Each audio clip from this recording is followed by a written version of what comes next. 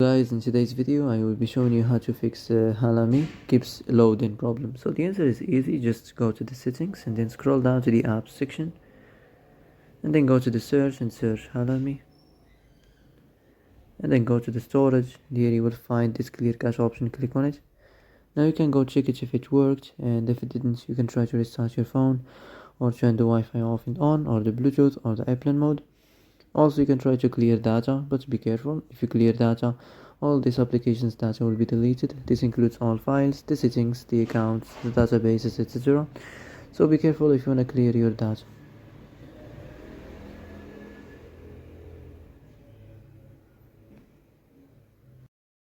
And that's it for today's video.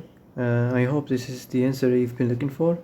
If you like this video, don't forget to like and subscribe, and see you in the next video.